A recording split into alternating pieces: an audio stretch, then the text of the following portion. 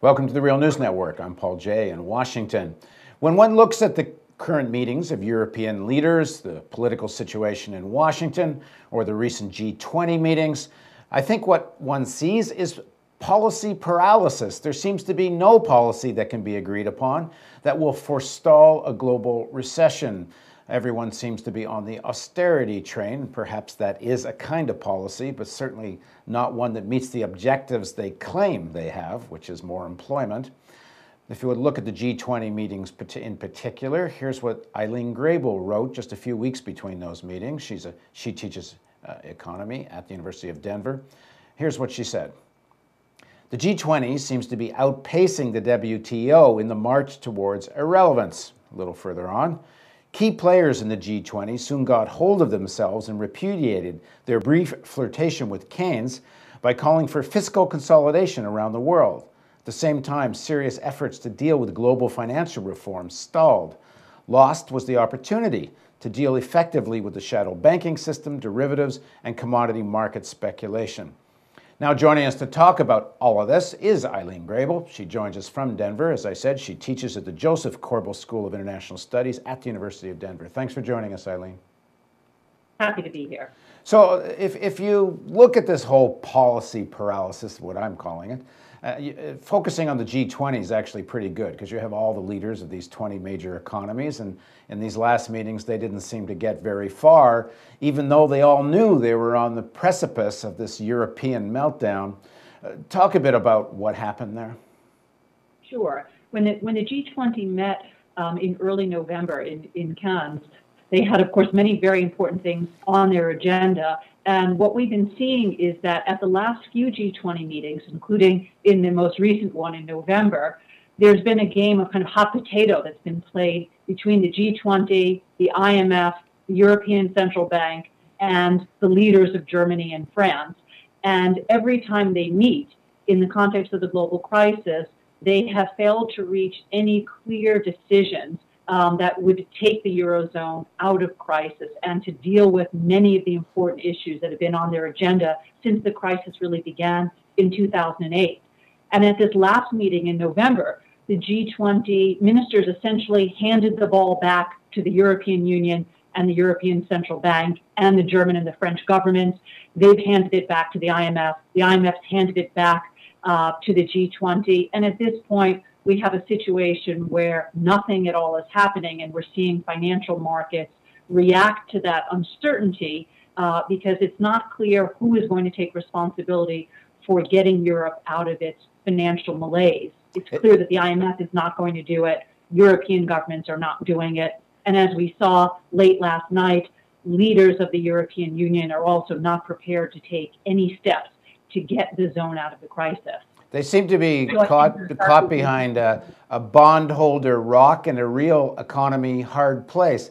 If they don't have austerity and supposedly get their debts and house in order so the bondholders can be repaid, they're going to have their bonds downrated and the interest get up to unsustainable levels. On the other hand, if they do austerity and they do all these things to please the bondholders, the real economy goes into deeper recession, in which case they're going to get downgraded again because they're going into recession. I mean, the whole fundamentals seem to be wrong here.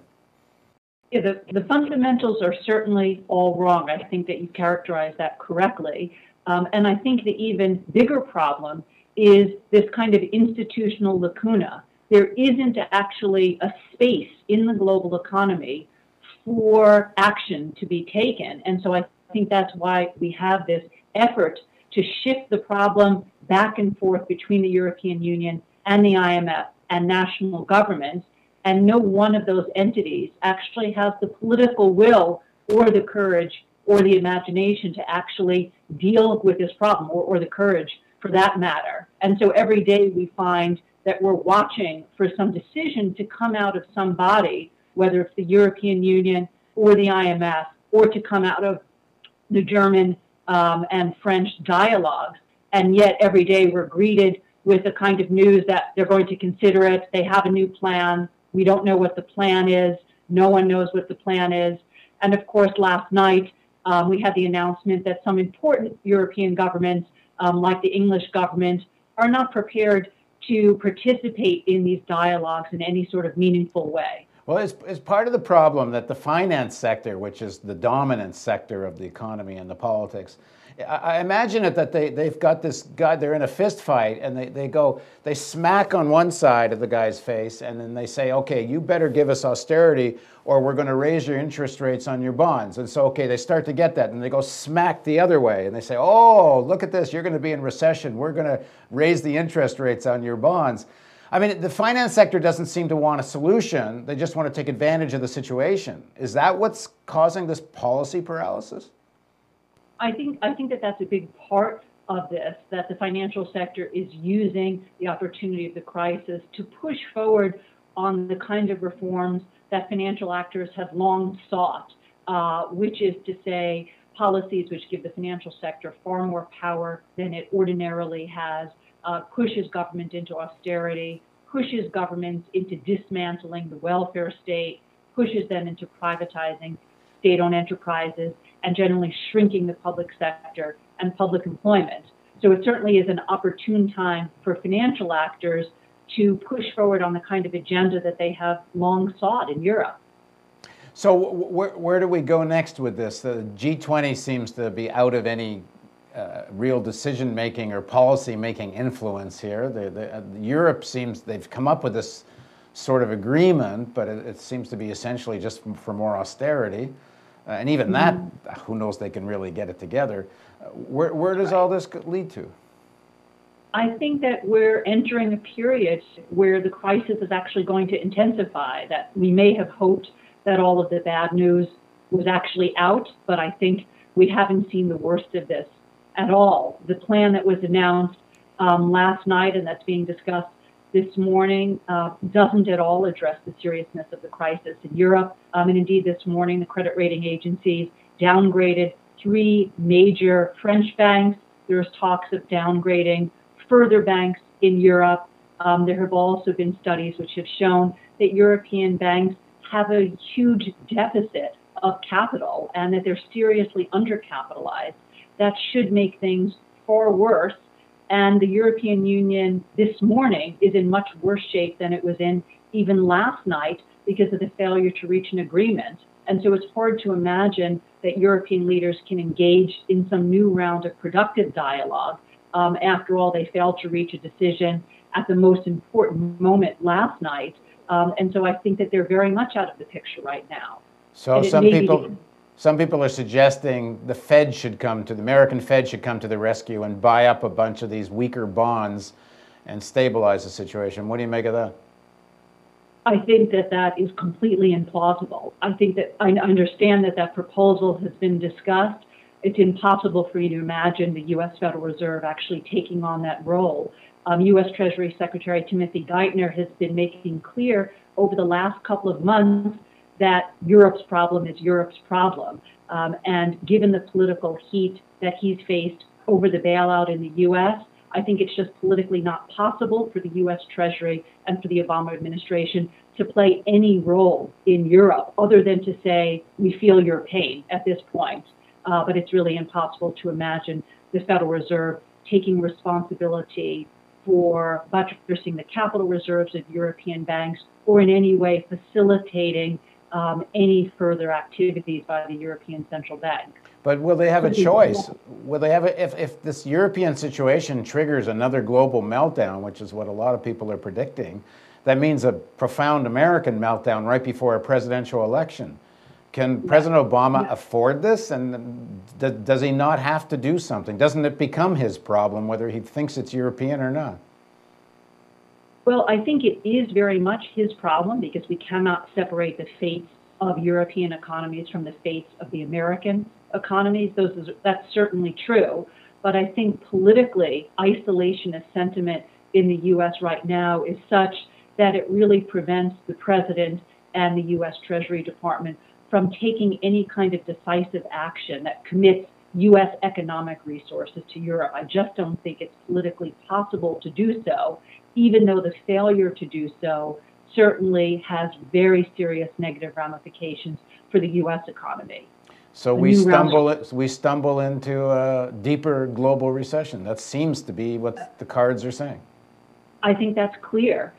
It's been fascinating over the last couple of weeks to see Europeans go hand in hand to some of the largest and most rapidly growing developing countries. We know that European leaders have been really trying to pound the pavement in China, in Chile, in Brazil, saying, okay, we need your sovereign wealth fund money. We need your governments to buy up European bonds. And I think many of the rapidly growing developing countries, policymakers, have very rightly suggested that they're not really interested in playing the role of bailing out Europe. Yeah, I've heard some of the Chinese commentators apparently are saying, why don't we wait till it bottoms out, then we'll think about coming in. Yes, I think that that's right. And it's clear that Chinese policymakers and policymakers in many other rapidly developing countries are quite rightly skeptical about the credibility of the Eurozone's plan and even the credibility of the entire Eurozone project. And so they're not keen to commit any economic resources to stabilize Europe. We know that Brazil has very recently agreed to provide more funding through the IMF, but not directly to the Eurozone itself, because of the lack of credibility, the lack of commitment that Eurozone leaders have really shown to take serious action to get out of the crisis. So if you're ordinary souls watching this interview, what should people do? Well, I think people should be worried. At this point, it seems clear that we are headed for a new round of crisis coming this time from Europe. And this is really the time, I think, just to batten down the hatches. I mean, certainly we can try to influence debate in the U.S., to press our government to get more involved in trying to get the U.S. out of the recession, to promote employment, to get behind the president's job promotion plan. But we are in a situation of political gridlock, and this is the silly season in the U.S. right now. It doesn't seem like the U.S. government is actually able at this point to take steps that make any sense to get us out of the crisis. With the president being hammered on all sides by Republican candidates, it's really put him in a situation where he's paralyzed. And as you noted, Eurozone leaders are also paralyzed. And so this is a time, I think, when we have real reason to be worried about the future of the world economy. Yeah, and when he had more control in D.C., a lot of people think he didn't take advantage of it. Yeah. There were certainly missed opportunities to make the case that getting the U.S. out of the financial crisis was in everyone's interest. That moment seems to have been lost in the U.S. right now, and I think that makes it even more difficult to imagine the U.S. government taking steps to try to stabilize Europe, because after all, there isn't even a consensus among the broader populace in the U.S. that further steps need to be taken to get the U.S. out of its crisis. Thanks for joining us, Ilene. You're very welcome. Thank you. And thank you for joining us on the Real News Network.